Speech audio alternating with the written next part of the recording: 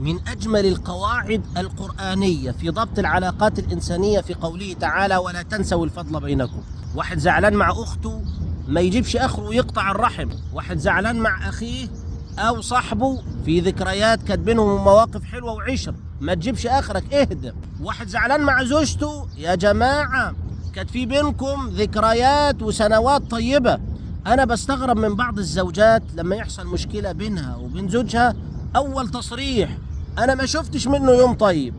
يا بنت الحلال، يبقى معاها 4 عيال مثلا وتقول لك الكلام ده. أمال العيال دي جت بالتكاثر الذاتي؟ ما كانش في بينكم ذكريات طيبة؟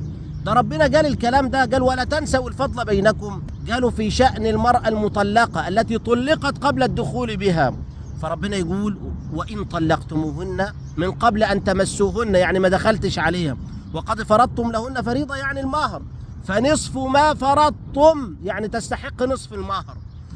طيب ده حقها؟ حقها نصف المهر، إلا أن يعفون أو يعفو الذي بيده عقدة النكاح. يعني لو إن الرجل يديها المهر كامل، ولا تنسوا الفضل بينكم. لو إن المرأة تترك المهر كامل لزوجها، خد بالك ربنا يقول: ولا تنسوا الفضل بينكم، وهو لم ينشئ علاقة كاملة، بس مجرد أنه عقد عليها.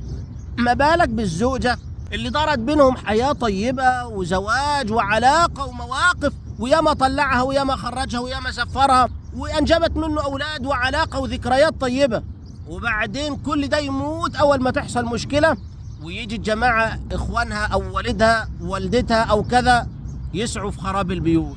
يا جماعة اهدوا على خراب البيوت، ده النبي بيقول: ليس منا من خبب امرأة على زوجها. ما تستعجلوش بخراب البيوت، لا تكونوا أعوانا للشيطان على خراب البيوت. ولا تنسوا الفضل بينكم.